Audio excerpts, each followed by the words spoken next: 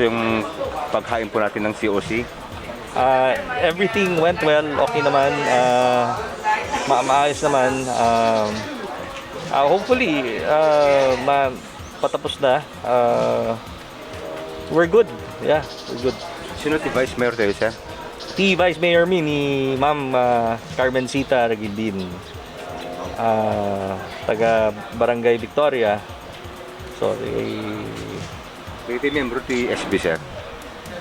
SB ni Apo Elmer Reyno, Makoy Aglipay, Janet Aglipay, Ruben Silao, Kent Ragindin, Cesar Galsote, Deirdre Ragunhan, and Engineer Jimmy Menor. I think that's it already. Yeah. Sir, ikinamnaman ti Currimao, sir, kada ito'y second term mo, at iti gundaway man rin, sir, nga papagserbi tayo. Alagat, you know, I did this for me. Nasapang amin una ito'y pinagpa-file. That's my personal assessment, no? It's very divisive, especially now at the pandemya. I wanted sana na trabaho lang, focus on the work. But since the law provides that yung COMELEC pinagpa-file ka dito yung panahon, and we have 7 more months sana to finish our term. But nasapang minuna eh. But anyway, we comply. But again, namnamain mi sana ituloy mi no naman dagiti mga aspirations natin sa Currimao, lalong-lalo na kadagiti mas agkasapol, meaning the less fortunate brothers and sisters in our community.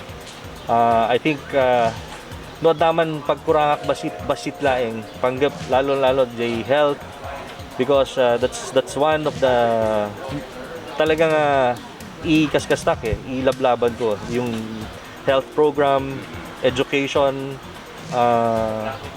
As I said, it's not perfect, far from perfect. Ngem ikarkarigatan mi, and I think no man iba ti tao nga ilaslastog na lala, but you know, siyempre it's self-serving. Mabalin nga agdamag kayo dito tao, and they'd see na despite the pandemic, siguro naman nagawa natin ng paraan.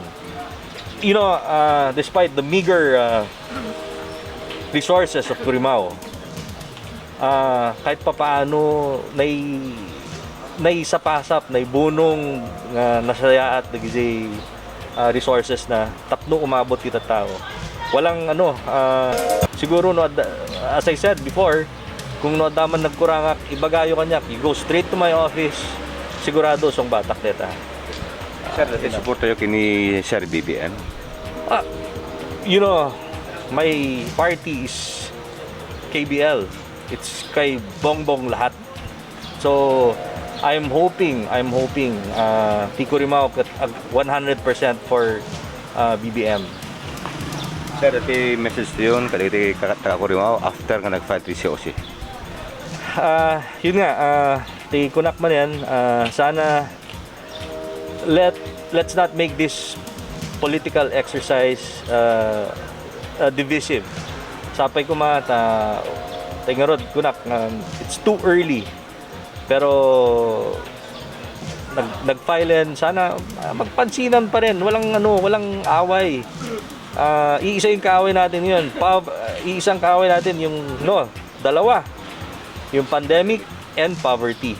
Isama mo na dyan yung ignorance, yung and criminality, of course.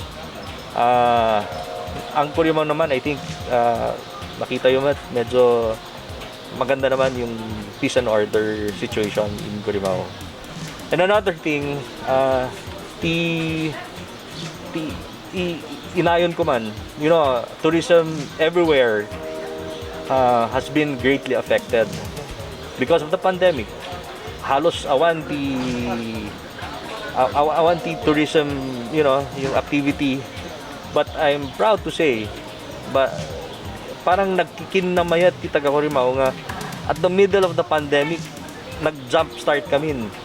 You know, you can just see how excited the people were, you know, from the quarantine, hindi nag-open dito tourist spots mi.